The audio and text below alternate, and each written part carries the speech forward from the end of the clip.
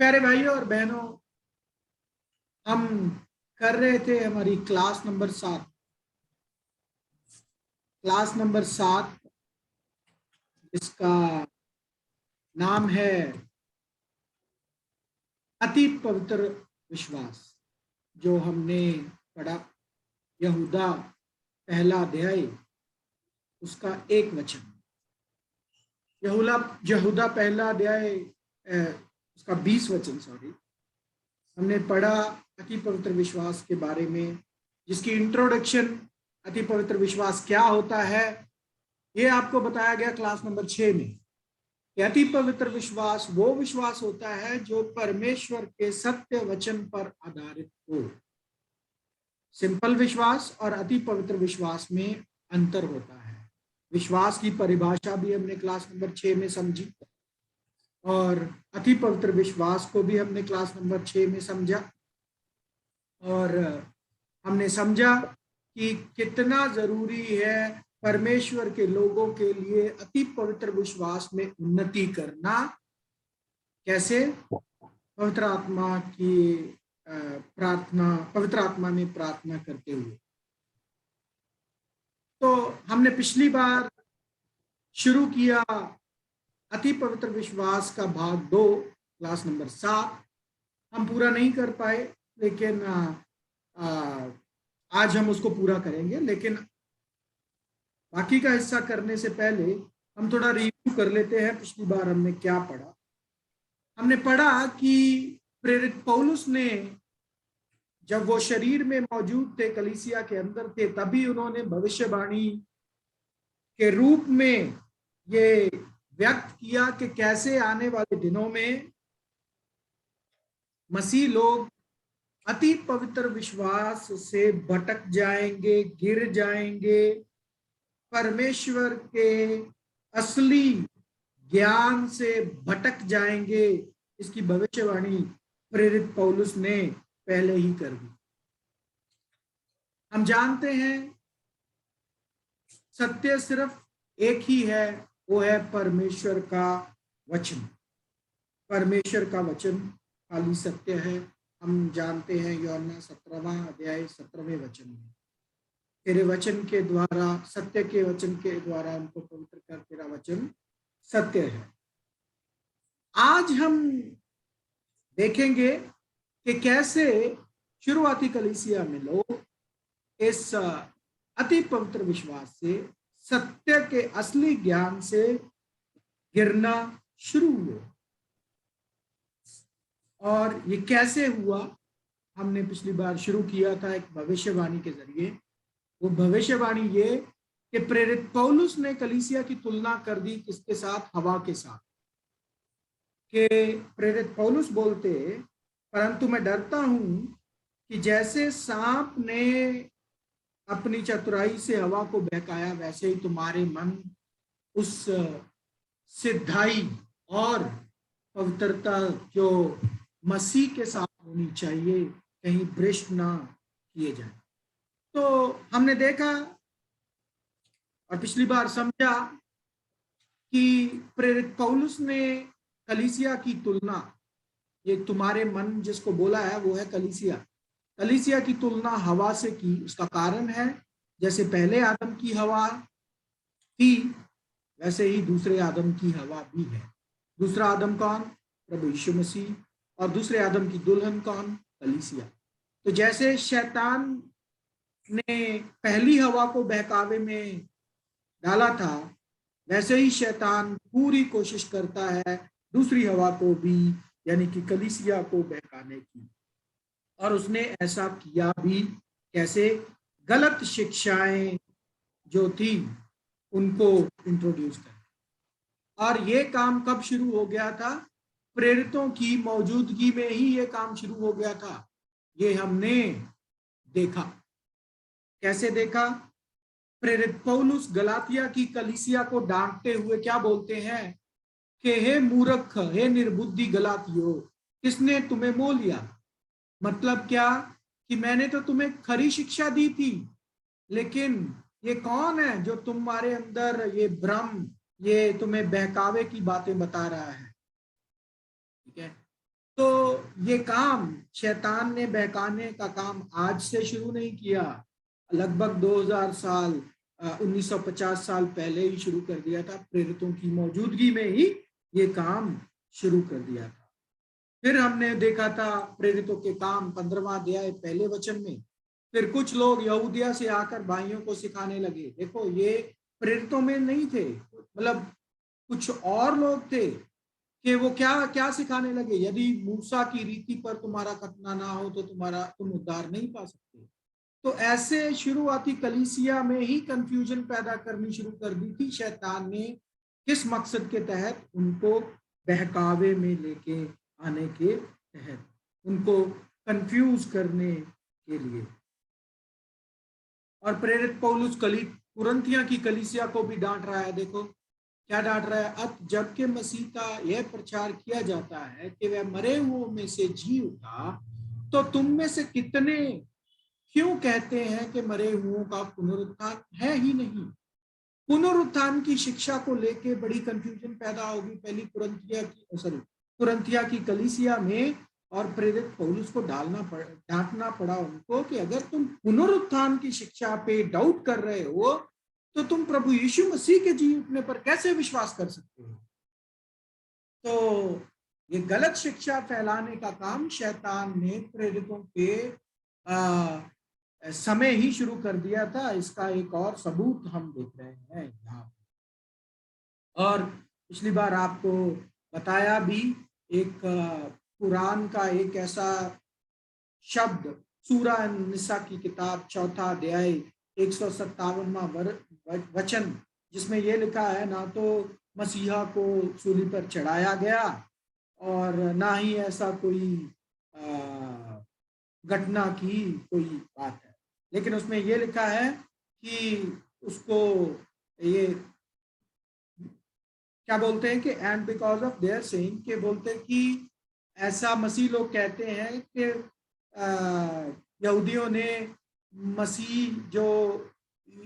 मसीह यीशु जो मरियम का पुत्र था, जो अल्लाह का मैसेंजर था, उसको सूली पर चढ़ा दिया। उन्होंने बोला उसको सूली पर नहीं चढ़ाया गया था। पवन कुमार जी, आपसे विनती है कि आप कुछ भी स्क्रीन पर ड्रॉ मत कीजिए, आपसे विनती है। तो ये हमने पिछली बार देख लिया कि कैसे, मतलब ये वचनों के जरिए हम देख रहे हैं कि कैसे शैतान ने गलत शिक्षा फैलाने का काम शुरुआती कलीसिया में ही किया, और बाद में कैसे और बुक्स भी बना दिए जिससे ये साबित हो कि जो गलत शिक्षा है वो फैल जाए कलीसियाओं में और लोग और कंफ्यूज हो जाए। प्रभु यीशु मसीह ने भी ऐसे विषयों के बारे में चेतावनी दी थी कि उन्होंने बोला था कि कैसे भेड़िए दाखिल हो जाएंगे भेड़ के झुंड में, और जो पाड़ खाने वाले होंगे। ठीक है। और एक और वचन हम देखते हैं प्रेरितों के काम 20वां अध्याय 29 और 30 वचन, जिसमें लिखा है, मैं जानता हूं कि मेरे जाने के बाद हारने वाले भेड़िए तुम में से आएंगे, जो झुंड को भी ना छोड़ेंगे। तुम्हारे ही बीच में से भी ऐसे ऐसे मनुष्य होते हैं जो चेलों को अपने पीछे खींच लेने की टेढ़ी मेढ़ी बातें करेंगे। तो प्रभु यीशु मसीह ने भी इसके बारे में चेतावनी दी, झूठे भविष्यवक्ताओं से सावधान रहो, जो भेड़ों के भेष में तुम्हारे पास आते हैं, परंतु अंदर से फाड़ने वाले भेड़िए हैं। और फिर हमने पिछली बार देखा भविष्यवाणी की आत्मा का अर्थ क्या है।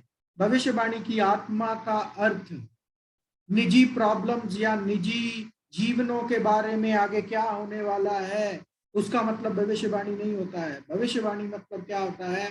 प्रभु यीशु मसीह की गवाही। प्रभु यीशु मसीह की गवाही कहाँ है? उत्पत्ति से लेकर प्रकाशित वाक्य तक प्रभु यीशु मसीह की गवाही में वो सारी घटनाएं अभी जो घटने वाली हैं उनके बारे में जिक्र है, वो है भविष्यवाणी। भविष्यवाणी का मतलब, या भविष्यवाणी वो नहीं होती है जो किसी निजी जीवन के बारे में आने वाले समय के बारे में बताई। वो भविष्यवाणी, ऐसी भविष्यवाणी परमेश्वर प्रमोट नहीं करते हैं, ना ही वो भविष्यवाणी की आत्मा है। ठीक है, तो हमने ये देख लिया था। और फिर हमने देखा कि पहला यूहन्ना 4 अध्याय 12वें वचन में यूहन्ना ये बोलते हैं कि हर एक आत्मा पर विश्वास ना करो बल्कि इसको परखो। पहला यूहन्ना 4 अध्याय 1 और 2 वचन आप में से अगर कोई पढ़ दे, क्योंकि यहाँ पे जो लिखा है वो गलत वचन है। आपसे विनती है एक बार कोई पहला यूहन्ना 4 अध्याय 1 और 2 वचन पढ़ दे। पहला यूहन्ना 4 अध्याय 1 और 2 वचन, या मैं पढ़ूं? हे प्रियो, हर एक आत्मा पर विश्वास न करो, वरन आत्माओं को परखो कि वे परमेश्वर की ओर से हैं कि नहीं, क्योंकि बहुत से झूठे भविष्यवक्ता जगत में निकल खड़े हुए हैं। परमेश्वर की आत्मा को तुम इसी रीति से पहचान सकते हो कि जो कोई आत्मा मान लेती है कि यीशु मसीह शरीर में होकर आया है, वह परमेश्वर की ओर से है। तो इस वचन में हमने देखा था क्या, साफ साफ लिखा है हर एक आत्मा पर विश्वास मत कर लो। अभी यहाँ पे आत्मा का मतलब क्या है? आत्मा का अर्थ क्या है? यहाँ पे हमने देखा पिछली बार आत्मा के 3 मतलब हैं, 3 मतलब या 3 अर्थ होते हैं आत्मा के। पहला अर्थ क्या देखा था हमने? सबोपदेशक 12वां अध्याय 7वां वचन, यह है पहला आत्मा का मतलब, जीवन का सांस जिसे जो हमारे नथनों में है, जो परमेश्वर ने हमें दिया है, वो है आत्मा, जिसको स्पिरिट बोलते हैं। दूसरा आत्मा का मतलब हमने क्या देखा था? मन। दानियल 2 अध्याय 1 वचन, जब नबूकदनेस्सर ने एक ऐसा सपना देखा, इतना मन घबरा गया उसका कि वो सो नहीं पाया। वो मन शब्द जो है इंग्लिश में है माइंड, माइंड। तो उसको हमने पिछली बार वो है आत्मा का दूसरा मतलब। और आत्मा का तीसरा मतलब क्या होता है, जो बहुत ज्यादा इस्तेमाल हुआ है बाइबल में, और जो मतलब एक आध्यात्मिक मतलब है आत्मा का, बहुत इंपॉर्टेंट है हमारे लिए जानना, जिसे बहुत कम लोग जानते हैं उस आत्मा का मतलब। वो हमने देखा था यूहन्ना 6 अध्याय उसका 63वां वचन, यूहन्ना 6 अध्याय 63वां वचन, आत्मा तो जीवनदायक है, शरीर से कुछ लाभ नहीं, जो बातें मैंने तुमसे कही हैं वे आत्मा है। देखिए, प्रभु यीशु मसीह ने जो कुछ भी बोला वो आत्मा है और जीवन भी है। तो तीसरा आत्मा का मतलब होता है शिक्षा। प्रभु यीशु मसीह ने जो कुछ भी बोला वो परमेश्वर की ओर से बोला, परमेश्वर ने जो उनको बोलने को बोला वही प्रभु यीशु मसीह ने बोला। तो आत्मा का तीसरा महत्वपूर्ण मतलब होता है शिक्षाएं। प्रभु यीशु मसीह ने अपनी बातों के जरिए शिक्षाएं दी हैं। तो प्रेरित यूहन्ना ने क्या बोला, जब ये बोला कि हर एक आत्मा पर विश्वास मत कर लो बल्कि उसको परखो। देखो, आप मेरे सांस को नहीं परख सकते, ना ही आप मेरे मन को परख सकते हो। आपको नहीं पता मेरे मन में मेरे मन के अंदर क्या है, और हमें खुद नहीं पता होता। मुझे खुद नहीं पता मेरा मन चाहता क्या है, कभी कुछ चाहता है, कभी कुछ चाहता है, कभी कुछ चाहता है। तो इसको नहीं परखा जा सकता। परखा किसको जा सकता है? शिक्षा को। कि प्रेरित यूहन्ना बोल रहा है कि हर एक शिक्षा पर मत विश्वास कर लो, मत विश्वास करो हर एक शिक्षा पर, बल्कि इस शिक्षा को परखो। कैसे परखोगे? परमेश्वर के वचन के जरिए, कि क्या परमेश्वर का वचन ऐसी कोई शिक्षा बता रहा है, क्या ये शिक्षा जो हमें मिल रही है ये परमेश्वर के वचन के अनुसार है या नहीं है। तो ये होता है आत्मा का तीसरा अर्थ, जिसका ज्यादातर इस्तेमाल हुआ है बाइबल में। उसको हमें समझना है। प्रभु यीशु मसीह की बातें, प्रभु यीशु मसीह की शिक्षाएं, उन्होंने बोला वो है आत्मा। तो शिक्षा, आत्मा का तीसरा मतलब होता है शिक्षा। ठीक है, तो ये हमने पिछली बार देख लिया था। और ये एक बहुत सुंदर गुण था किसकी? तसल्लुकिया की कलीसिया का। तसल्लुकिया की कलीसिया के विषय में प्रेरित पौलुस बोलते हैं ये लोग बड़े तैयारी के साथ सीखने आते हैं और परमेश्वर के वचन में खोज खोज कर चेक करते हैं कि ये बातें ऐसे है या नहीं है। उनको नोबल लोग बोला गया है, समझदार लोग बोला गया है।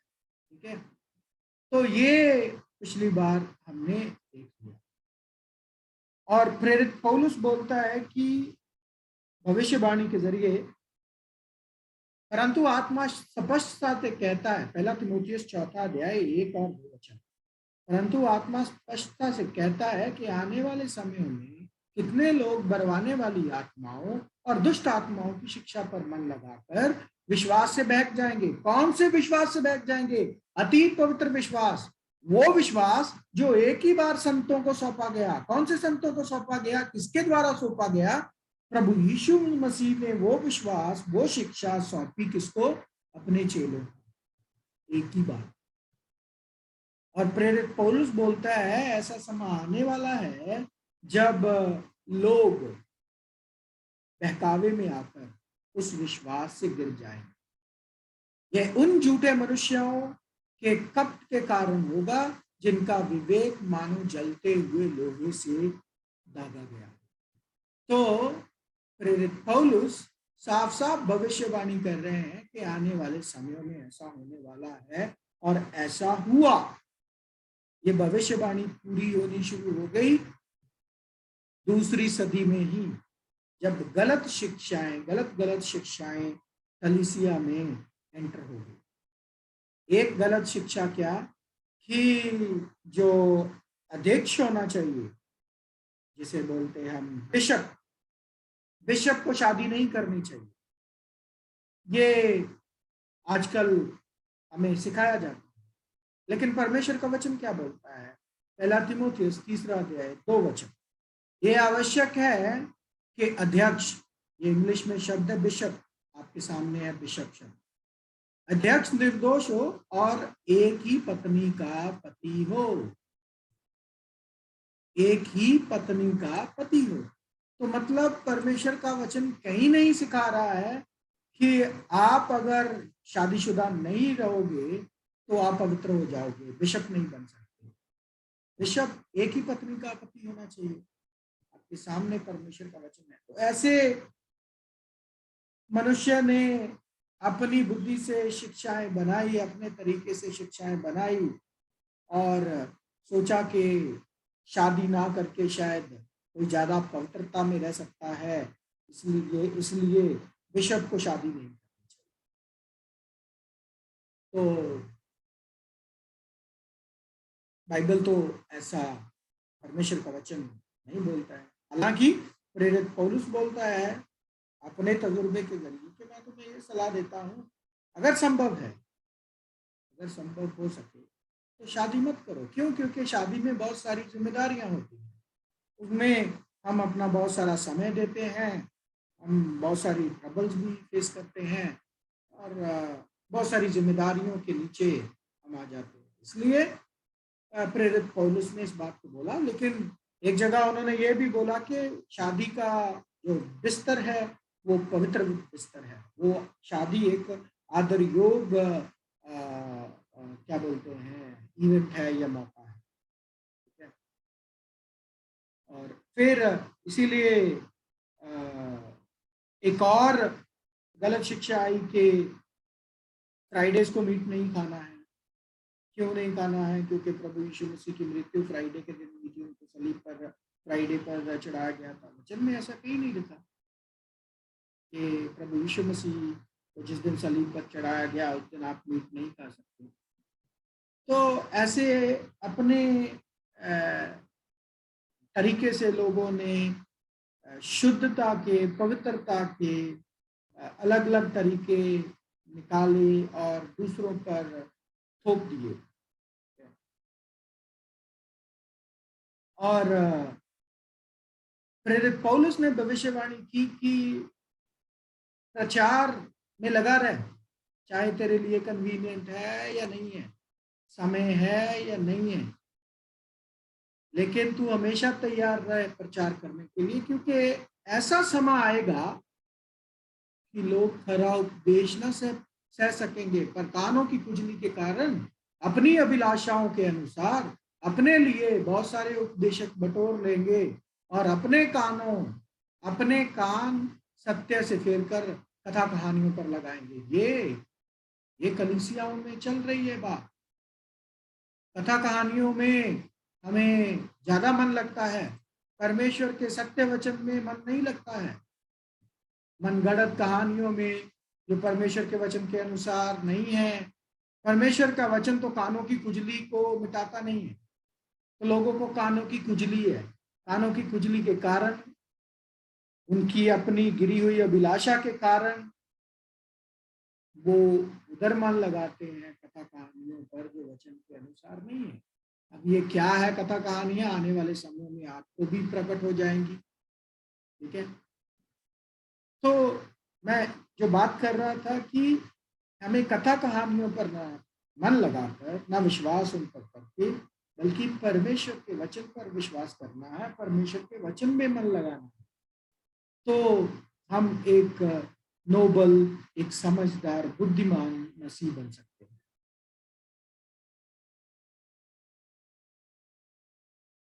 तो यहाँ तक शायद हमने पिछली बार किया था, आगे अभी हम जारी करते हैं। तो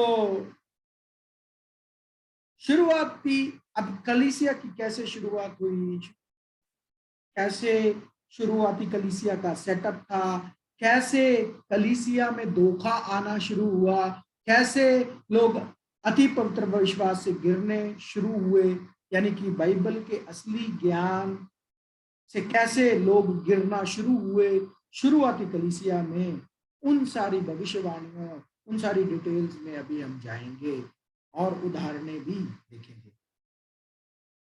तो अगर आपको पता हो, ये हमें याद रखना चाहिए कि शुरुआती कलीसिया 5 शहरों में स्थापित हुई, मतलब 5 शहरों में कलीसियाएं स्थापित की गई थी प्रेरितों के समय। कौन कौन से वो 5 शहर थे? यरूशलेम, अंताकिया के बारे में हमने पढ़ा ना, जब जहाँ पे पहली बार प्रेरितों को, चेलों को मसीह नाम मिला। तो यरूशलेम एक शहर, अंताकिया दूसरा शहर, अलेक्जेंड्रिया तीसरा शहर जो मिस्र में था, कॉन्स्टेंटिनोपल टर्की में, जिसे आज आप इस्तांबुल मानते हो, उधर चौथा शहर, उधर शुरू हुई थी पहली कलीसिया। और 5वां रोम, इटली। इन 5 शहरों में कलीसियाओं की स्थापना हुई थी या कलीसियाएं थी। ठीक है, तो उस वक्त सेटअप कैसा था कि बिशप लोग होते थे और वो क्या करते थे, सब मिलकर जो सत्य के काम को, गॉस्पेल को कैसे बढ़ाना है उसको डिस्कस करते थे। सब भाई बहन इकट्ठा होते थे बिशप की अगुवाई में।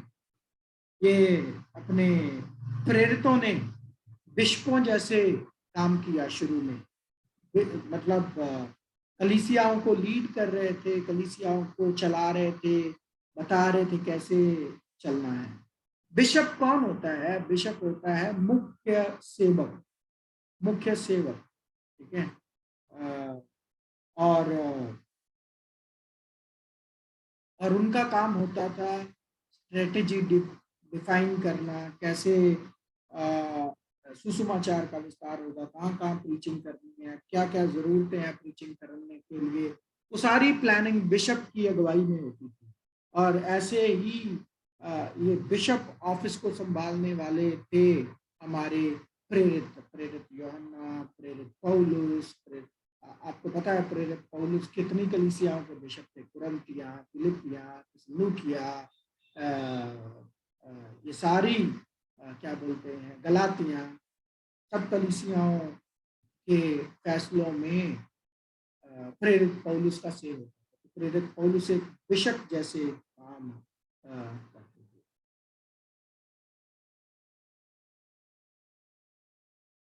अभी मैं आपको एक बात बोलने जा रहा हूँ, किसी को गलत ठहराने के लिए या किसी को ठेस पहुंचाने के लिए नहीं, बल्कि मैं इस नजरिए से कि कैसे कैसे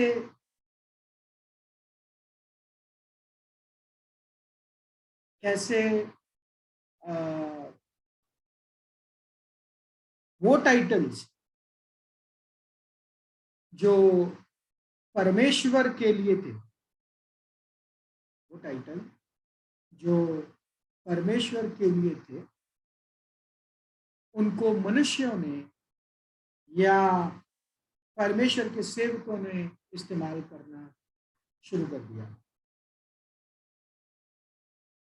वो क्या है बात, मैं आपको दिखाता हूं। आपने आजकल देखा होगा बहुत सारे हमारे पास्टर साहबान या उससे ऊंचा ओहदा रखने वाले हमारे शिक्षक एक शब्द को अपने नाम के आगे लिखते हैं, REV, REV। तो ये REV का अर्थ क्या होता है? कोई किसी को जानता है REV का मतलब क्या होता है? किसी को पता है REV का मतलब?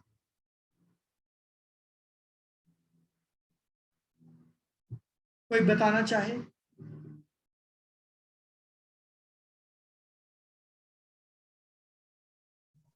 परमेश्वर। कौन बोला? अब किसने बोला था ये बात?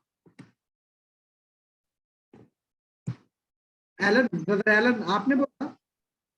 मनोज मनोज हाँ, brother Manoj, thank you brother Manoj. इसका इंग्लिश शब्द किसी को मालूम है? REV का इंग्लिश शब्द? रेवरेंट। रेवरेंड। तो ये रेवरेंड शब्द किसके लिए इस्तेमाल हुआ और रेवरेंड शब्द का मतलब क्या है, इसको अभी हमें पहले समझना है। तो जानता है रेवरेंड शब्द का मतलब क्या होता है?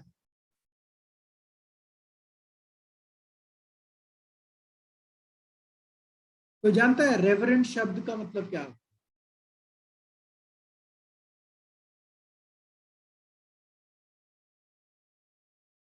चलो, रेवरेंड शब्द का मतलब क्या होता है उसके विषय में जिस वचन में ये इस्तेमाल हुआ शब्द, उसको पहले पढ़ते हैं। भजन संगीता 111 का 9 वचन। और मैं आपसे विनती करता हूं कि कोई किसके पास अगर KJV बाइबल हो, वो 111:9 इंग्लिश में निकाल ले तो अच्छा है। इंग्लिश में किसी के पास KJV बाइबल हो तो वो भी ओपन करके रखे और इससे पहले ये वचन पढ़ ले। उसने अपनी प्रजा का उद्धार किया है, उसने अपनी वाचा को सदा के लिए ठहराया है, उसका नाम पवित्र और भय योग्य है। जो भय योग्य शब्द है ना, ये वाला शब्द, ये है रेवरेंड शब्द। इंग्लिश में शब्द है रेवरेंड। NIV बाइबल में है awesome, Holi and awesome his name. लेकिन KJV में ये शब्द है रेवरेंड। रेवरेंड मतलब भय योग्य। लेकिन बड़े दुख की बात है, ये टाइटल सिर्फ और सिर्फ परमेश्वर को बिलोंग करता है। इस टाइटल का गलत इस्तेमाल होना शुरू। आपको ये सुन के बात शायद अच्छी नहीं लगेगी, लेकिन ये सत्य है। क्या कोई भी मनुष्य मैं फॉर एग्जाम्पल जितना बड़ा मर्जी मैं सेवक बन जाऊं, जितनी बड़ी मैं मर्जी नॉलेज गेन कर लूं, बड़े बड़े काम कर लूं, क्या मैं परमेश्वर के तुल्य हो सकता हूं? क्या मैं ऐसा हो सकता हूं जिससे आपको भय आए, भय योग्य हूं मैं?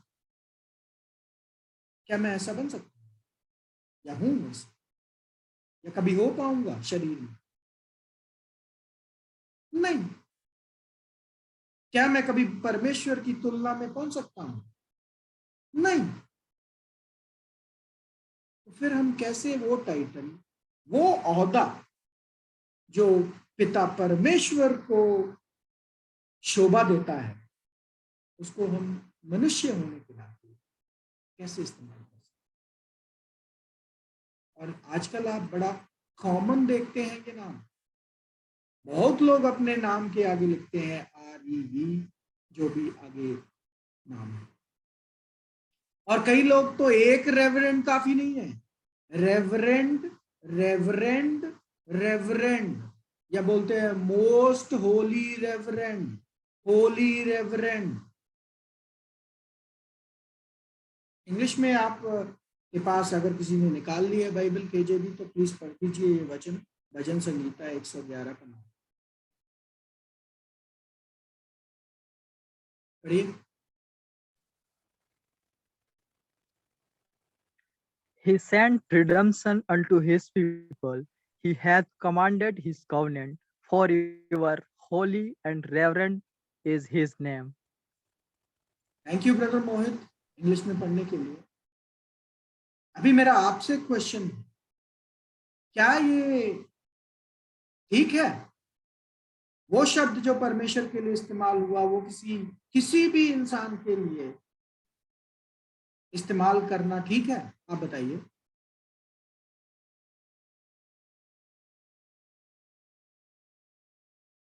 अनम्यूट करके बोलिए। आप सब बाइबल पढ़ते हैं, आप सब समझदार हैं, आपको सबको शिक्षा है। ब्रदर मोहित, आप बाइबल स्टडी करके आए हो और मुझे मालूम है हम हमारे बीच में बहुत सारे ज्ञानी भाई बहन हैं, बताइए।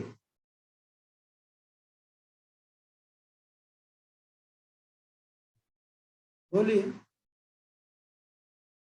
क्या कोई इंसान वो ओहदा जो परमेश्वर के लिए है उसको इस्तेमाल करना चाहिए?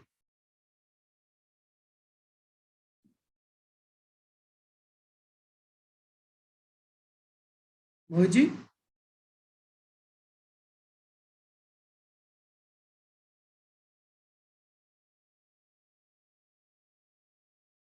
मनोज जी, लक्ष्मण जी, कृष्णा जी,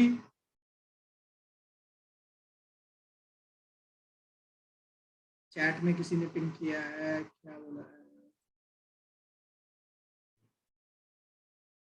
रेवरेंड जी।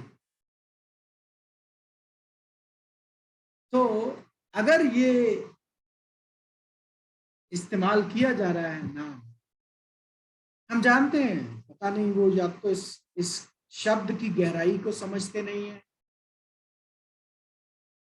या उनको दे दिया गया ये टाइटल, हम सब समझते हैं। लेकिन क्या कोई भी इंसान परमेश्वर के तुल्य हो सकता है? नहीं हो सकता। तो ये टाइटल भी किसी इंसान को बिलोंग नहीं कर सकता, इसलिए रेवरेंड शब्द इस्तेमाल करना हमारे लिए ठीक नहीं। एक और बात हम पढ़ते हैं कि लोग प्रभु यीशु मसीह पे विश्वास नहीं करते हैं। छोड़ो आप मेरी बात तो छोड़ो, मसीह लोग प्रभु यीशु मसीह पे की बात पर विश्वास नहीं करते। प्रभु यीशु मसीह ने मत्ती 23 9वें वचन में बोला, किसी भी इंसान को धरती पर फादर मत बोलना। लेकिन मसीह लोग ये बात मानने को तैयार ही नहीं। मसीह लोग ये बात मानने को तैयार ही नहीं है। मैं खाली रोमन कैथोलिक कलीसिया की बात नहीं करता हूँ, मैं दूसरों की भी बात कर रहा हूँ। हमारे यहाँ एक कलीसिया चलती है, वहां पे लोग उसको पप्पा जी बोलते हैं, पप्पा जी। पोप जो होता है, पोप शब्द उसका मतलब भी पप्पा ही होता है। तो जब हम पप्पा किसी को बोल रहे हैं ना, इंसान को, या फादर बोलते हैं, तो हम तो प्रभु यीशु मसीह की बात नहीं मानते। ये प्रभु यीशु मसीह के शब्द हैं। और पृथ्वी पर किसी को अपना पिता ना कहना, क्योंकि तुम्हारा एक ही पिता है जो स्वर्ग में है। प्रभु यीशु मसीह ने कहाँ बोला उनको पिता बोलो? उन्होंने कभी बोला कि जब वो शरीर में थे कि मुझे तुम पिता बोलो? उन्होंने हमेशा यही सिखाया, हमारा पिता स्वर्ग में है। तो ये जो फादर, पापा शब्द जो तो हम प्रभु यीशु मसीह करके हमारे रोमन कैथोलिक, प्लीज म्यूट। कौन म्यूट पर नहीं है? इसके सारथी प्लीज। तो प्यारे भाइयों और बहनों, हमें किसी और की नहीं, कम से कम परमेश्वर के वचन पर तो मानना बनता है ना। प्रभु यीशु मसीह की बात को तो समझना या उन पर विश्वास करना, उसके अनुसार करना बनता है ना। एक और चीज देखते हैं, एफिसियों पहला अध्याय 22 और 23 वचन। और सब कुछ उसके पांव तले कर दिया और उसे सब वस्तुओं का शिरोमणि ठहरा कर कलीसिया को दे दिया। यह उसकी देह है और उसकी परिपूर्णता है, जो सब में सब कुछ पूर्ण करता है। तो प्रभु यीशु मसीह कलीसिया के हेड हैं। वचन क्या बोलता है साफ साफ? प्रभु यीशु मसीह है शिरोमणि, हेड, ठीक है। लेकिन आज बहुत सारे लोग क्लेम करते हैं कि वो है कलीसिया के हेड। और ये शुरुआत हुई रोमन कैथोलिक से, जब पोप को स्थापित किया गया, पोप को बोला गया वो है कलीसिया का हेड। ये झूठ है, झूठ। और इस झूठ को लाने वाला कौन है? झूठ कभी भी परमेश्वर से नहीं आता है। झूठ किधर से आता है? शैतान से आता है। याद रखो ये बात। यूहन्ना 8:44 वचन पढ़ दीजिए कोई। यूहन्ना 8:44 वचन, झूठ का सोर्स क्या है? पढ़िए यूहन्ना 8:44 वचन, क्योंकि इधर नहीं है इसलिए मैं आपको बोल रहा हूँ।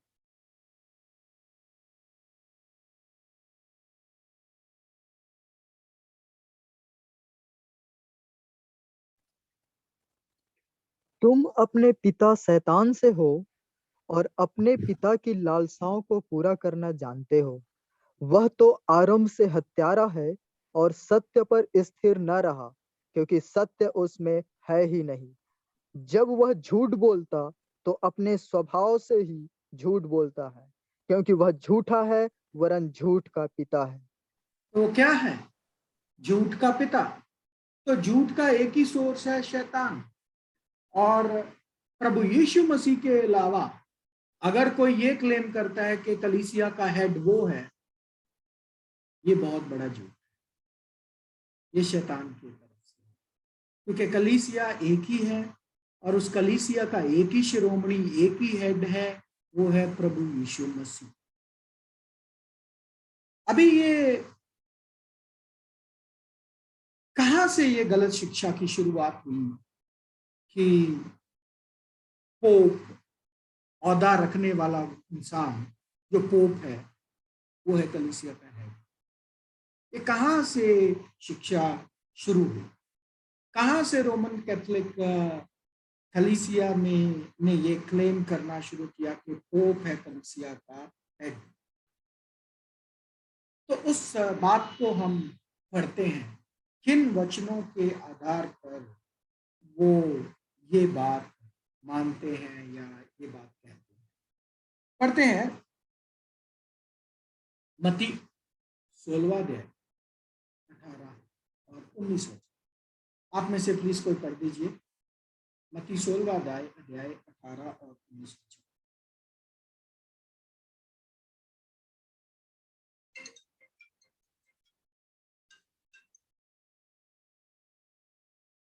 पढ़िए सिस्टर रोमा, पढ़ दीजिए। और मैं भी तुझसे कहता हूँ कि तू पतरस है, और मैं इस पत्थर पर अपनी कलीसिया बनाऊंगा, और अधोलोक के फाटक उस पर प्रबल ना होंगे।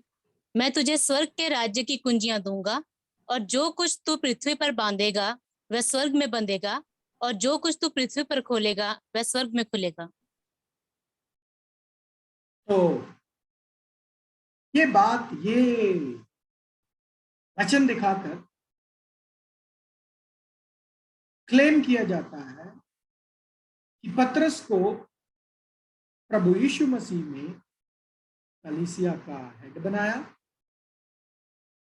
और उसको चाबियां दे दी, अधिकार दे दिया।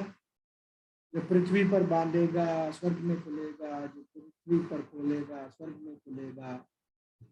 ऐसी ये बात, अगर ऐसी बात है, अगर वाकई प्रभु यीशु मसीह ने पतरस को हेड बनाया था कलीसिया का, 2 मिनट बाद 2 मिनट बाद ही प्रभु यीशु मसीह क्या बोलते हैं उसको, पढ़िए। इस नए हेड को, अगर हम ये मानते हैं कि प्रभु यीशु मसीह ने पतरस को कलीसिया का हेड बनाया था, इस नए हेड को विद इन 2 मिनट्स प्रभु यीशु मसीह क्या बोलते हैं, देखिए 22 और 23 में।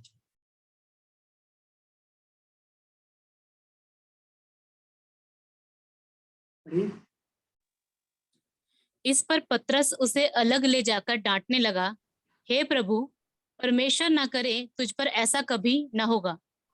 उसने फिरकर पतरस से कहा, हे शैतान, मेरे सामने से दूर हो, तू मेरे लिए ठोकर का कारण है, क्योंकि तू परमेश्वर की बातें नहीं पर मनुष्यों की बातों पर मन लगाता है।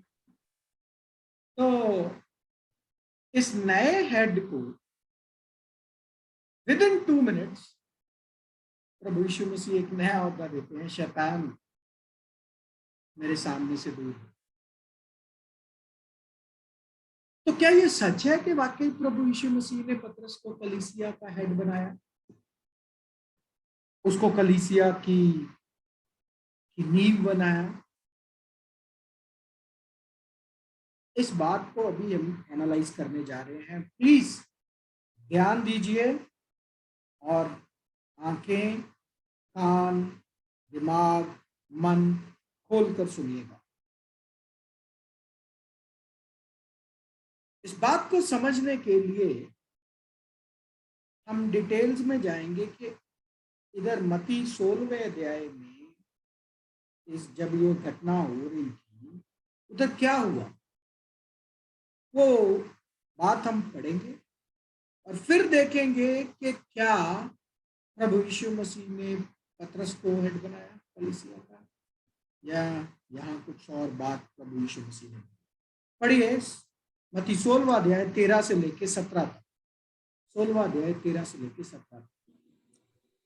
यीशु कैसरिया फिलिप्पी के प्रदेश में आकर अपने चेलों से पूछने लगा, लोग मनुष्य के पुत्र को क्या कहते हैं? उन्होंने कहा, कुछ तो यूहन्ना बपतिस्मा देने वाला कहते हैं, और कुछ एलिया, और कुछ यर्मिया या भविष्यवक्ताओं में से कोई एक कहते हैं। उसने उनसे कहा, परंतु तुम मुझे क्या कहते हो? शमौन पतरस ने उत्तर दिया, तू जीवते परमेश्वर का पुत्र मसीह है। यीशु ने उसको उत्तर दिया, हे शमौन,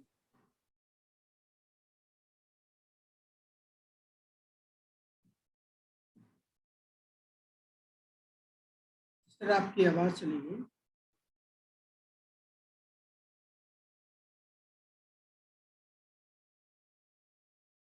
तो यीशु ने उसको उत्तर दिया, हे शमौन, योना के पुत्र, तू धन्य है, क्योंकि मांस और लहू ने नहीं, परंतु मेरे पिता ने जो स्वर्ग में है ये बात तुम पर प्रकट की। तो ये है बैकग्राउंड, ये है डिटेल। क्या हुआ उधर? प्रभु यीशु मसीह ने प्रेरितों से पूछा, लोग मेरे बारे में क्या बोलते हैं? तो उन्होंने बोला, कोई एलिया, कोई यूहन्ना बपतिस्मा देने वाला, कोई यिर्मयाह, कोई भविष्यवक्ता। तो प्रभु ने बोला, तुम क्या मेरे बारे में कहते? तो पतरस ने बोला, तू जीवते परमेश्वर का पुत्र मसीह है। तू जीवते परमेश्वर का पुत्र मसीह है। तो प्रभु ने उसके बदले में उसको क्या उत्तर दिया? ये बात तुम पर मांस और लहू से नहीं प्रकट, ये मेरे पिता ने तुम पे प्रकट की है। रस और तब ये बात सुनकर, ये बात बोलकर प्रभु यीशु मसीह आगे कुछ बोलते हैं। क्या बोलते हैं? जो अभी हमने पढ़ा, 16वां अध्याय 18 और 19 वचन। और मैं भी तुमसे कहता हूं, अब प्रभु बोलते कि तू पतरस है और मैं इस पत्थर पर अपनी कलीसिया बनाऊंगा और अधोलोक के फाटक उस पर प्रबल ना होंगे। तो ये जो शब्द बोला पतरस और पत्थर, एक्चुअली ये दो शब्द हैं। पेट्रोस, पेट्रोस मीन छोटा पत्थर, पेट्रा मीन बड़ा पत्थर। तो दो शब्द इस्तेमाल हुए थे ग्रीक भाषा के इन बातों में। और प्रभु यीशु मसीह का इधर कहने का मतलब क्या था कि वो इस पत्थर के ऊपर अपनी कलीसिया बनाएंगे। कौन से पत्थर के ऊपर? कौन से पत्थर के ऊपर वो कलीसिया बनाएंगे? वो पत्थर था सत्य। सत्य। अब अगर इस बात को आप एनालाइज करें, अगर आपको लगता है कि नहीं, प्रभु ने पतरस को ही हेड बनाया उधर और पतरस पहला पोप था कलीसिया का, हम गलत हो जाएंगे। अब इस बात को समझिए। पहली बात नोट करने वाली, जो नींव पत्थर होता है तो नीचे होता है, नीचे। हेड कहाँ होता है? ऊपर। नींव पत्थर कहाँ होता है? नीचे। तो कैसे नींव पत्थर हेड हो सकता है? और जब उस पत्थर पे उसारी होती है, कोई उसकी उसारी की जाती है, वो तो नीचे होता है ना, वो हेड कैसे बन सकता है? उल्टा उल्टा हेड है क्या? नहीं। हमने साफ साफ पढ़ा, कलीसिया का एक ही हेड है, एक ही शिरोमणि है, प्रभु यीशु मसीह। प्रभु यीशु मसीह ने पतरस को नया हेड नहीं बनाया, बल्कि पतरस के मुंह से निकली हुई बातों को कलीसिया की नींव बोला है, पत्थर वो। और पतरस के मुंह से क्या निकला था? सत्य। क्या निकला था? सत्य, सच्चाई। परमेश्वर के अनुग्रह से उसके मुंह से निकली सच्चाई। क्या सच्चाई? कि तू जीवित परमेश्वर का पुत्र मसीह है। मसीह है। सत्य है कलीसिया की नींव। सच्ची कलीसिया की नींव है सत्य। सत्य क्या है? परमेश्वर का वचन। कथा कहानियां नहीं, मनगढ़ंत कहानियां नहीं, परमेश्वर का वचन। पढ़ लो ये साफ साफ वचन, पहला तिमोथियस 3 अध्याय 15वां वचन। यदि मेरे आने में देर हो तो तू जान ले कि परमेश्वर के घराने में जो जीवित परमेश्वर की कलीसिया, परमेश्वर का घर कौन है?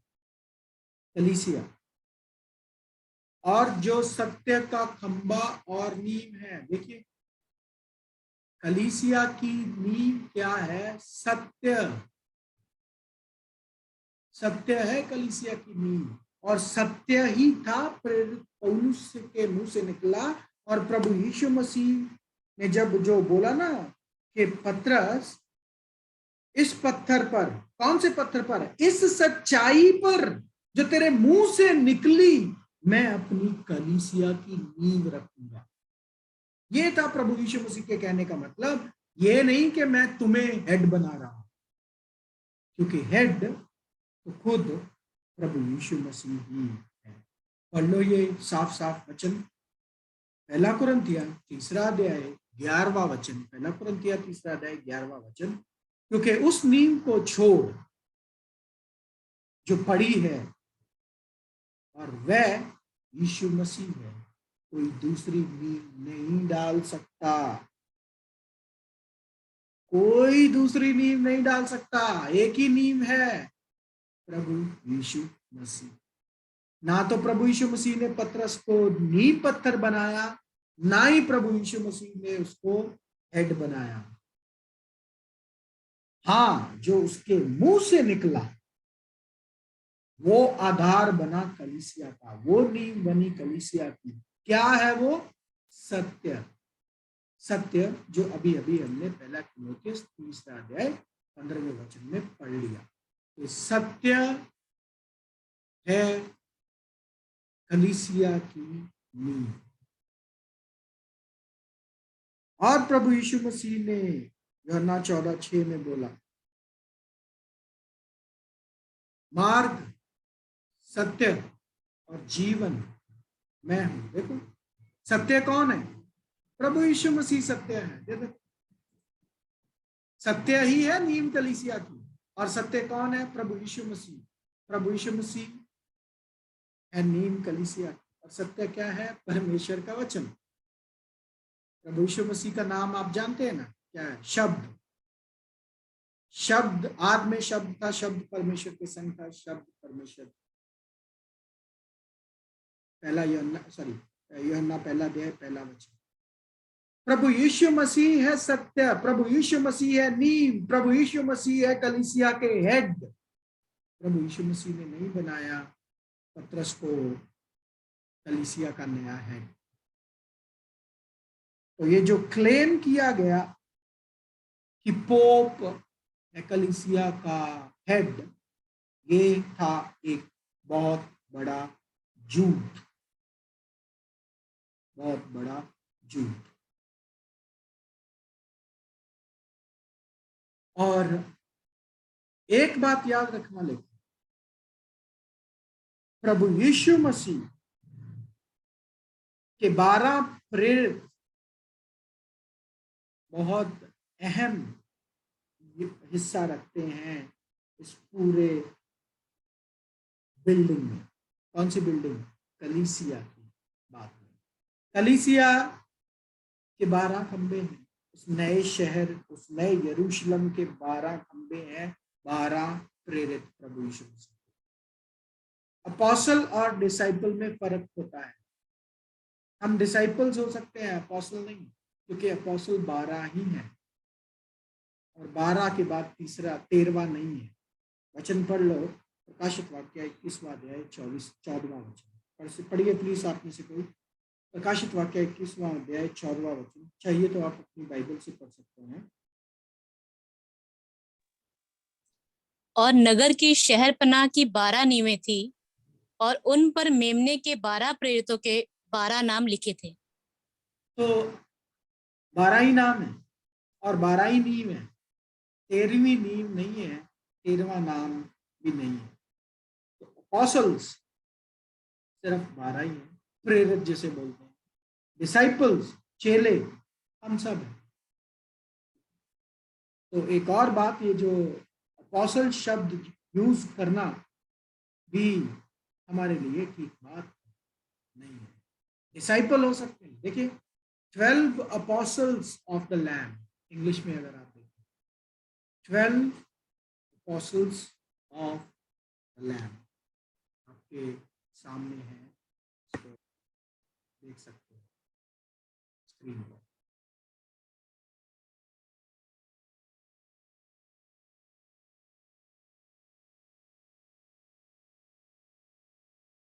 एक मिनट।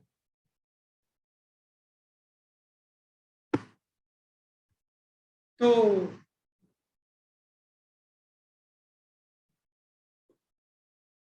एक चीज जो एक वचन जो अभी हमने पढ़ा यूहन्ना इसी में, इस घटना में प्रभु यीशु मसीह ने 19वां अध्याय में जो बोला, मैं तुझे स्वर्ग के राज्य की कुंजियां दूंगा, और जो कुछ तू पृथ्वी पर बांधेगा वह स्वर्ग में बांधेगा, और जो कुछ तू पृथ्वी पर खोलेगा वह स्वर्ग में खोलेगा। इसका मतलब क्या था जो प्रेरित को पतरस को जो प्रभु ने बोला? कौन सी चाबियां, कौन सी कुंजियां दी प्रभु ने प्रेरित को? याद रखना, प्रभु की बातों को साधारण मत लेना। हमने पढ़ा है दृष्टांतिक याचनात्मक रूप में बातें करते थे। तो अभी ये जो चाबियां, तो प्रभु यीशु मसीह ने लिटरली कोई 2 चाबियां नहीं उठा के उसको दे दी या चाबियों का गुच्छा दे दिया, नहीं। चाबी का मतलब होता है अधिकार। आज के बहुत सारे हमारे सेवक या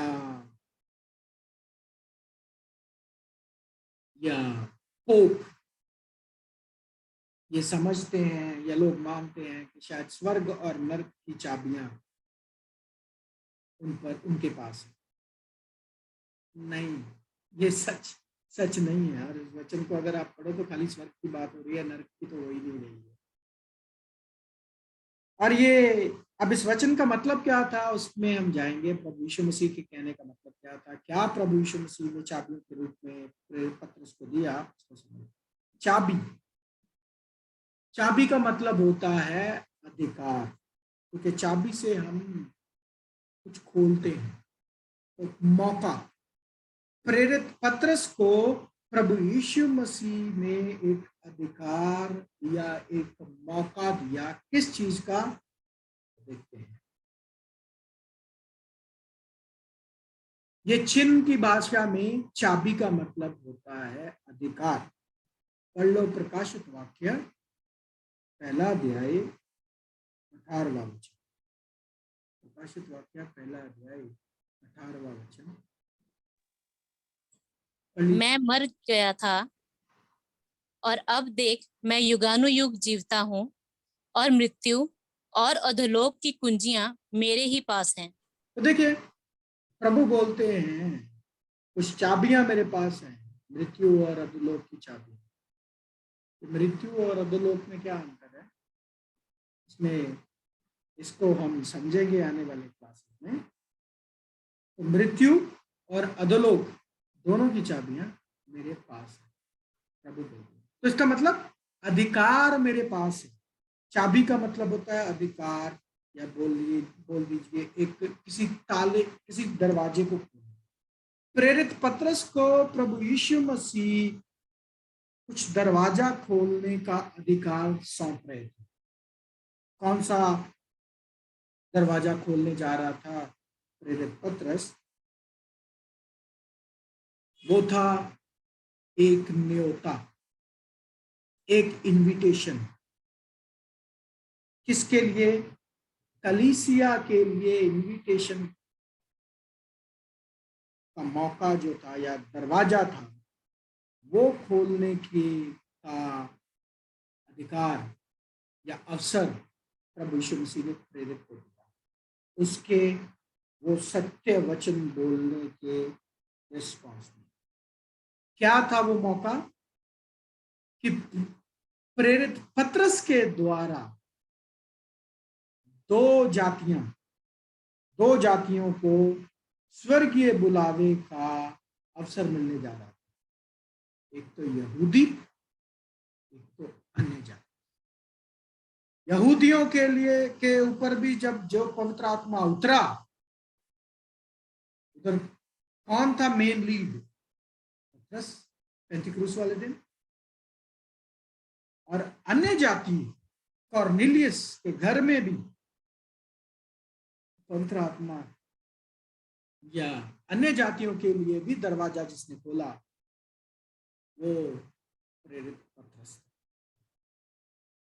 33 ईस्वी में पेंटिकुलस वाले दिन जो पवित्र आत्मा यहूदियों पर उतरा, और 36 ईस्वी में कॉर्नेलियस के घर में पवित्र आत्मा पहला अन्य जातीय इंसान उतरा। अन्य जातियों के लिए उस दिन दरवाजा खुल गया।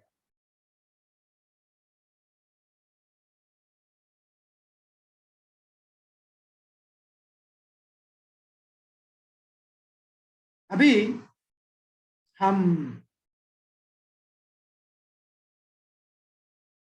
कुछ बातों को देखेंगे जो आपने देखा होगा, पढ़ा होगा, स्वर्ग के राज्य की बात, स्वर्ग के राज्य की बात। लेकिन इसके बारे में बात करने से पहले मैं आपसे ये पूछना चाहता हूं कि आपको समझ आ गया ये मत्ती 16वें अध्याय की बात कि प्रभु यीशु मसीह ने पतरस को हेड नहीं बनाया था, हेड प्रभु यीशु मसीह खुद थे। पतरस के मुंह से जो शब्द निकले, जो सच्चाई निकली, उसको नींव बनाया प्रभु यीशु मसीह ने कलीसिया का। किसी को इसमें कोई शंका या कोई बात नहीं समझ आई हो, प्लीज बोलिए, मैं दोबारा से एक्सप्लेन करूंगा। अनम्यूट करके आप बोल सकते हैं अगर किसी को कुछ समझ नहीं आया हो।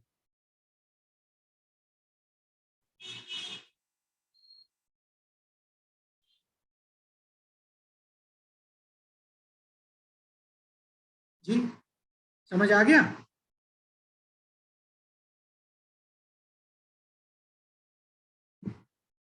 ठीक है, बहुत अच्छी बात है। चलो अभी हम पढ़ते हैं बहुत सारे दृष्टांत प्रभु यीशु मसीह के। स्वर्ग का राज्य ऐसा, स्वर्ग का राज्य वैसा, स्वर्ग के राज्य की बात है।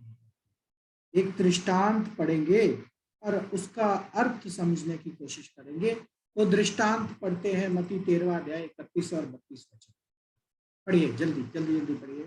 मत्ती 13वां अध्याय 31। उसने उन्हें एक और दृष्टांत दिया, स्वर्ग का राज्य राई के एक दाने के समान है, जिसे किसी मनुष्य ने लेकर अपने खेत में बो दिया। वह सब बीजों में से छोटा तो है, पर जब बढ़ जाता है तब सब साग पात से बड़ा हो जाता है। तब सब साग पात से बड़ा होता है और ऐसा पेड़ हो जाता है कि आकाश के पक्षी आकर उसकी डालियों पर बसेरा करते हैं।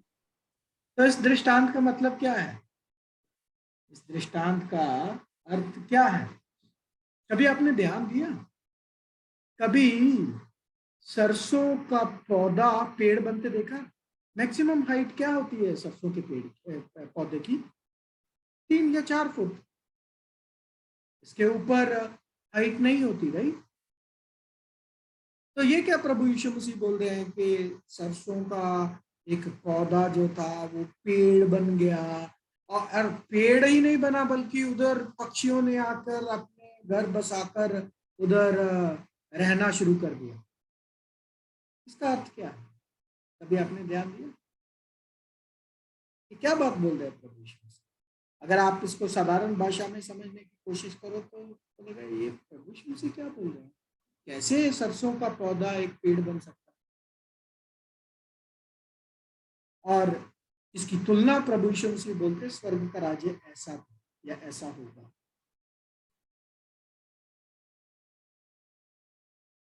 इस दृष्टांत का मतलब क्या है? चलो समझते हैं इस दृष्टांत का। तो कलीसिया की शुरुआत पहली सदी में बड़ी छोटी, ये कलीसिया की बात हो रही है। स्वर्ग का राज्य, स्वर्ग का राज्य जिसे बोला गया है वो है कलीसिया। बोलते एक राई के दाने के समान। राई हम जानते हैं सरसों का एक छोटा सा बीज। कलीसिया की शुरुआत बहुत छोटी सी थी, छोटी सी शुरुआत, ठीक है। 12 प्रेरित और कुछ और थोड़े चेले, ऐसे शुरुआत हुई कलीसिया, जिसे एक पुरुष ने लिया। वो एक पुरुष कौन था? प्रभु यीशु मसीह, संसार का मुक्तिदाता। और क्या किया? एक खेत में बो दिया। खेत का मतलब क्या है? संसार। मत्ती 13वां अध्याय 38 वचन पढ़ दीजिए। मत्ती 13वां अध्याय 38 वचन।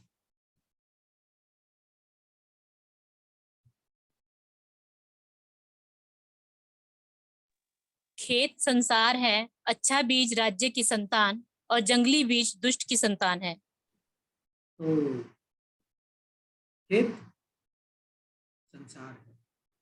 तो कलीसिया की शुरुआत प्रभु यीशु मसीह ने की कुछ चंद लोगों में से संसार में। तो ये अभी तक मतलब फिर क्या हुआ? जब वो फैली, जब वो बढ़ी, ऐसी बड़ी समय के साथ हम जानते हैं हिस्ट्री, इतिहास, कि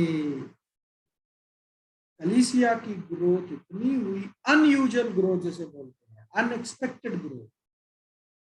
इसीलिए उसको बोला कि बीजा बोया बोया तो था जो वो सरसों का दाना था, वो पौधा बन गया, और पौधा क्या बन गया? पेड़ बन गया। पेड़ मतलब अनयूजुअल ग्रोथ, अनइमेजिनेबल। ऐसी बढ़ोतरी हुई कलीसिया की। हम जानते हैं आज सबसे ज्यादा गिनती संसार में मसीहियों की है। तो क्या हुआ? जब वो पेड़ बन गया, आकाश के पक्षी, आकाश के पक्षी आ गए। आकाश के पक्षी का मतलब क्या हुआ? आपको समझाया था। आकाश का मतलब, आकाश के 3 मतलब थे। एक तो आकाश या स्वर्ग, परमेश्वर का निवास स्थान। उसके नीचे ये नीला आकाश, और उसके नीचे तीसरा आकाश जो है वो क्या है? हवा में आत्मिक राज्य। तो यहाँ पे इस पेड़ पर आकाश के पक्षी यानी शैतान, शैतान से प्रभावित लोग कलीसिया में दाखिल हो गए। शुरुआती समयों में ही शैतान ने अपने एजेंट्स कलीसिया में डाल दिए। वो थे आकाश के पक्षी। पढ़ लीजिए इफिसियों 2 अध्याय 2। जिनमें तुम पहले इस संसार की रीति पर और आकाश के अधिकार के अधिपति अर्थात उस आत्मा के अनुसार चलते थे, जो अब भी आज्ञा ना मानने वालों में कार्य करता है। तो देखो, शैतान के लोग यानी इंसानों के रूप में जो शैतान के अनुसार चलते कलीसिया में दाखिल हो गए, और ऐसे दाखिल हुए कि तगड़े तगड़े ओहदे उनको मिल गए। क्या क्या किया? आकाश के पक्षियों ने क्या किया?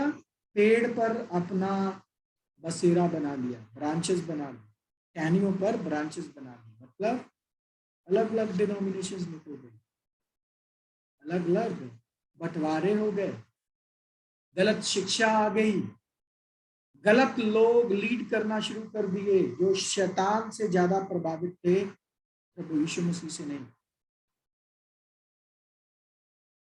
ये दृष्टांत ये दृष्टांत के जरिए प्रभु यीशु मसीह ने ये दिखाया कि कैसे कलीसिया की एक छोटी सी शुरुआत होती है, कैसे वो बढ़ती है, और कैसे उसके बढ़ जाने से शैतान के लोग कलीसिया में दाखिल होकर तगड़े ओहदे लेकर बैठ जाएंगे। एक और दृष्टांत प्रभु यीशु मसीह ने बोला 33वें वचन में। पढ़ लीजिए 33वां वचन। उसने एक और दृष्टांत उन्हें सुनाया, स्वर्ग का राज्य खमीर के समान है, जिसको किसी स्त्री ने लेकर 3 पसेरी आटे में मिला दिया, और होते होते वह सब खमीर हो गया। तो क्या हुआ? 3 पसेरी आटे में थोड़ा सा खमीर किसी ने मिलाया, और पूरा आटा खमीर हो। तो इस दृष्टांत में 3 चिन्ह हैं: खमीर,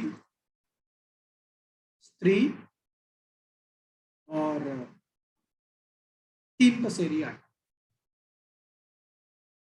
खमीर, स्त्री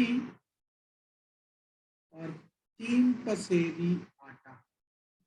अगर आप इन 3 चिन्हों या 3 शब्दों के अर्थ को समझ जाएं तो आप इस दृष्टांत का अनुवाद करें।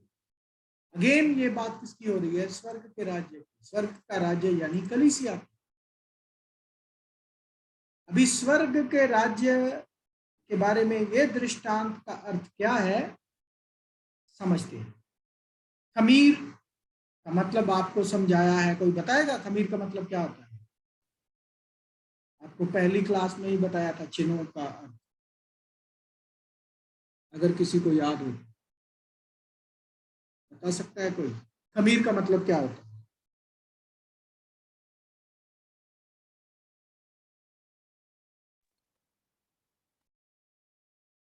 जी मोहित जी बोलिए बोलिए, खमीर का मतलब क्या है? शिक्षा। हाँ जी, शिक्षा। गलत शिक्षा, शिक्षा नहीं, गलत शिक्षा। प्रभु यीशु मसीह ने अपने चेलों को बोला फरीसियों और सदूकियों के खमीर से सावधान रहना, और उन्होंने रोटी के खमीर की बात नहीं बोली थी, बल्कि शिक्षा के विषय में उनकी शिक्षाओं से सावधान रहने के लिए बोला था।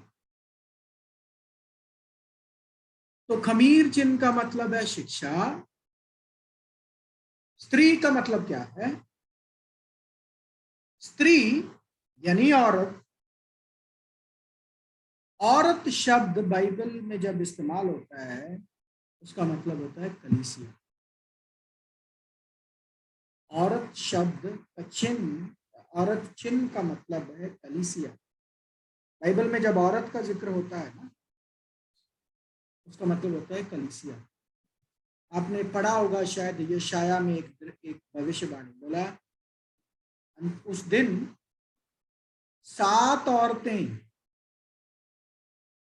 एक ही मर्द को पकड़ेंगी, बोले अपने वस्त्र, सॉरी, अपना नाम हमें दे दे खाना और वस्त्र हम अपनी मर्जी से पहने कर लेंगे, मैंने सिर्फ अपना नाम दे। ये कलीसिया की बात हो रही है। ये कौन सी कलीसिया है? ये सच्ची कलीसिया की बात नहीं हो रही है, ये झूठी कलीसिया है। झूठी कलीसिया ने क्या किया? गलत शिक्षा ली और गलत शिक्षा कहां मिला दी? 3 पसेरी आटे में।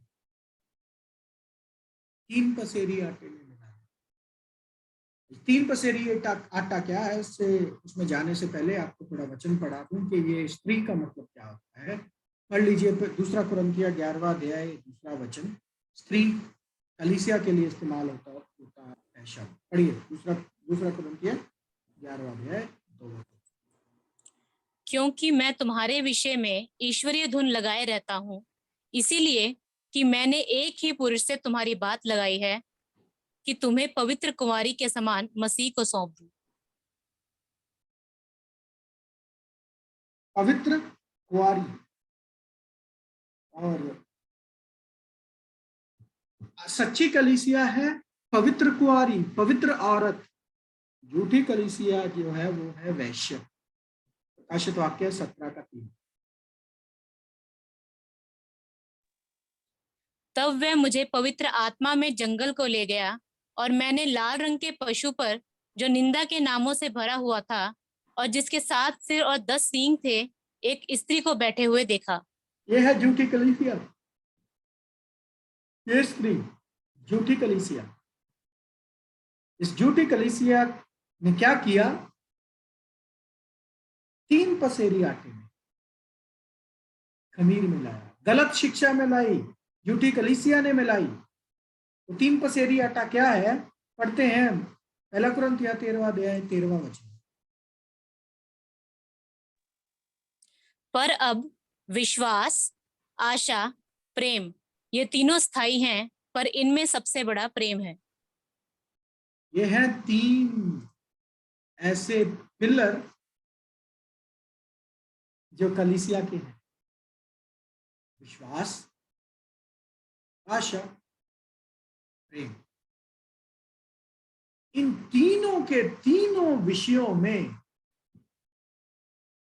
झूठी कलीसिया ने, जिसको शैतान ने दाखिल करवाया सच्ची कलीसिया में, ऐसी मिलावट की, गलत शिक्षा की कि पूरा ही खमीर बन गया। शुद्ध आटा खमीर बन गया, गलत शिक्षा से भर गया प्रभु यीशु मसीह का के लोग, यानी जो क्रिश्चियन जिन्हें हम पढ़ते हैं ये बात। अब ये 3 पसेरी आटे का क्या मतलब है? विश्वास, आशा। विश्वास की बात करते हैं, कैसे विश्वास गिर गया। हम किसकी बात कर रहे हैं? विश्वास की, अति पवित्र विश्वास की बात कर रहे हैं। कैसे अति पवित्र विश्वास, जिसको प्रभु ने सौंपा था संतों को, वो रिप्लेस हो गया गलत शिक्षाओं के साथ। गलत शिक्षाओं के साथ रिप्लेस हो गया, गलत विश्वास आ गया, गलत चीजें कलीसिया के अंदर दाखिल हो गई जो परमेश्वर के वचन के अनुसार नहीं थी। तो विश्वास में मिलावट हो गई गलत शिक्षा की। दूसरा, आशा। आशा क्या थी? कि अगर प्रभु यीशु मसीह के साथ हम दुख सहेंगे तो उनके साथ राज्य भी करेंगे। पढ़ लो 2 तिमोथियस 2 अध्याय 12वां वचन। 2 तिमोथियस 2 अध्याय 12वां वचन।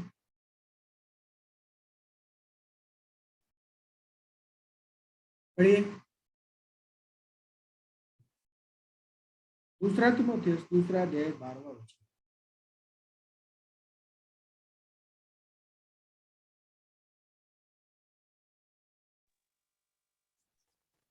ब्रदर 12वां वचन। जी, यदि हम धीरज से सहते रहेंगे तो उसके साथ राज्य भी करेंगे। यदि हम उसका इनकार करेंगे तो वह भी हमारा इनकार करेगा। तो यदि का मतलब होता है शर्त। यदि हम उसके साथ सहेंगे तो उसके साथ राज्य भी करेंगे। ये है हमारी आशा।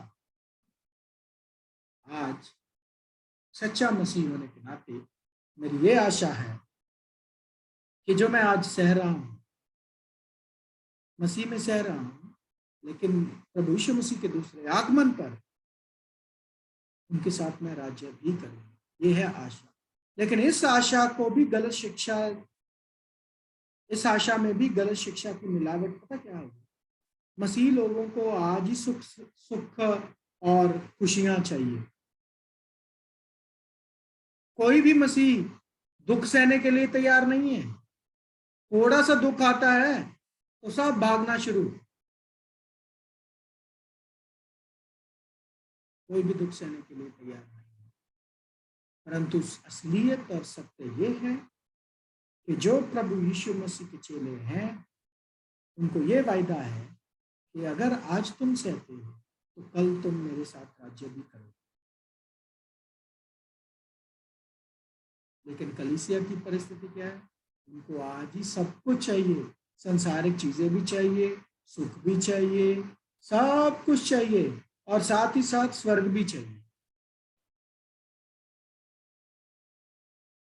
पढ़ लीजिए 1 कुरिन्थियों 4 अध्याय 8 और 10 वचन में आपके सामने है। प्रेरित पौलुस क्या बोलता है कुरिन्थियों की कलीसिया? तुम तो तृप्त हो चुके, तुम धनी हो चुके, तुमने हमारे बिना राज्य किया। आज मसीहों का यही हालत है। परंतु भला होता कि तुम राज्य तब करते जब हम राज्य करते। हम मसीह के लिए मूर्ख हैं, परंतु तुम मसीह में बुद्धिमान हो। हम निर्बल हैं, परंतु तुम तो बलवान हो। तुम आदर पाते हो, परंतु प्रभु यीशु मसीह के लोगों को निरादर मिलता है, सच्चे लोगों को।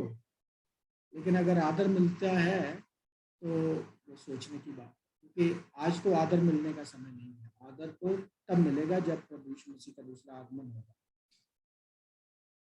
तो ये आशा जो थी कि भाई दुख सहना है प्रभु के लिए, इसको बदल दिया किसमें? प्रॉस्पेरिटी में। मसीहियों को तो प्रभु ने बहुत बड़ा आशीर्वाद दिया है, तुम्हारा तो आशीर्वाद रुका हुआ है, तुम्हें तो ये है, तुम्हें तो वो है। ऐसी शिक्षा कलीसिया में एंटर हुई। तो आशा को भी बदल दिया गया, आशा में भी गलत शिक्षा की मिलावट आ गई। उसके बाद तीसरी चीज क्या थी? प्रेम। प्रेम परमेश्वर का नाम है, गॉड इज लव। लेकिन उस प्रेम को बदल दिया गया टेरर में, भयानक डर में। लोग परमेश्वर से प्रेम नहीं करते हैं, लोग परमेश्वर से डरते हैं। डरते हैं इसलिए परमेश्वर के लिए करते हैं। और परमेश्वर का वचन बोलता है जहां प्रेम है वहां डर नहीं, जहां डर है वहां प्रेम नहीं। तो परमेश्वर के प्रेम को टेरर में बदल दिया गया, डर में बदल दिया गया। तो ये तीनों के तीनों अहम पहलू जो कलीसिया के लिए थे, विश्वास, आशा और प्रेम, इन तीनों के अंदर झूठी कलीसिया ने खमीर ऐसा मिलाया कि पूरा खमीर बन गया, पूरी गलत शिक्षा का भंडार बन गया। तो परिस्थिति ऐसी है जिसके बारे में यशाया ने 4000 साल पहले भविष्यवाणी कर दी। क्या परिस्थिति है आज की? पढ़ लो ये बात, यशाया 29:13। यशाया 29:13। प्रभु ने कहा, ये लोग जो मुंह से मेरा आदर करते हुए समीप आते हैं, परंतु अपना मन मुझसे दूर रखते हैं, और जो केवल मनुष्यों की आज्ञा सुन सुनकर मेरा भय मानते हैं। तो प्रभु ने क्या बोला? ये लोग तो सिर्फ मेरा मुंह से आदर करते हैं। आपने देखा होगा बड़े गहरे गहरे गाने गाए जाते हैं, बड़े बड़े गहने गहरे, बड़ी बड़ी बातें, बड़े बड़े गहरे गान गाए जाते हैं, ठीक है। लेकिन उस खाली शब्द है, खाली खोखले शब्द। दिल क्या है? बड़े दूर है परमेश्वर से, बहुत दूर है दिल। तो ये बात आज की परिस्थिति की है, जिसकी भविष्यवाणी यूहन्ना ने उन बहुत पहले कर दी।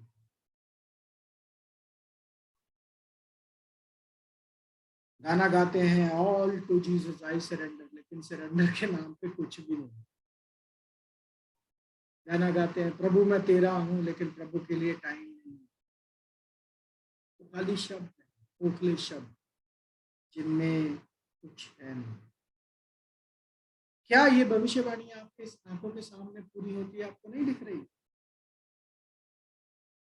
और सत्य के बारे में लोगों की क्या रिएक्शन है? पढ़ लीजिए प्रेरितों के काम 28:22। प्रेरितों के काम 28:22। परंतु तेरा विचार क्या है, वही हम तुझसे सुनना चाहते हैं, क्योंकि हम जानते हैं कि हर जगह इस मत के विरोध में लोग बातें करते हैं, परमेश्वर के सत्य के विरुद्ध लोग बातें करते हैं। ये भविष्यवाणी हमारी आंखों के सामने है। परमेश्वर के सत्य के वचन को स्वीकार करने के लिए मसीह लोग तैयार नहीं है। अपनी मनमर्जी, अपनी शिक्षा, अपने अनुसार चलना चाहते हैं, परमेश्वर के आगे झुकना नहीं चाहते हैं।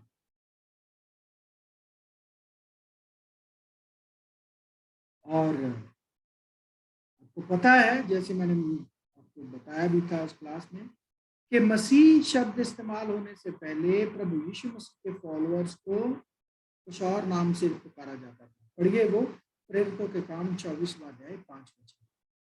क्योंकि हमने इस मनुष्य के उपद्रवी और जगत के सारे यहूदियों में बलवा कराने वाला और नासरियों के कुपंथ का मुखिया पाया है। मुखिया पाया। तो नासरियों का पंथ बोला जाता है, और प्रभु यीशु मसीह को नासरियों के पंथ का मुखिया बोलते थे।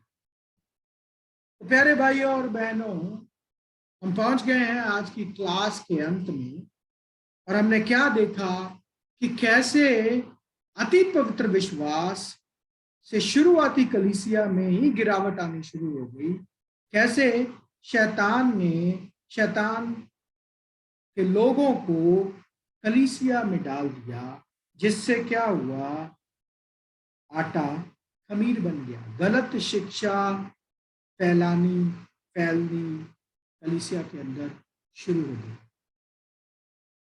लेकिन इन सारी परिस्थितियों के बावजूद परमेश्वर का एक वायदा है उसके सच्चे लोगों के लिए। नीति वचन 4 अध्याय 18 वचन, परंतु धर्मियों की चाल भोर प्रकाश के समान है, जिसकी चमक दोपहर तक बढ़ती जाती है। जो परमेश्वर के सच्चे लोग हैं, जिनको परमेश्वर प्रेम करते हैं, उनको वो सत्य की रोशनी में चलाएंगे।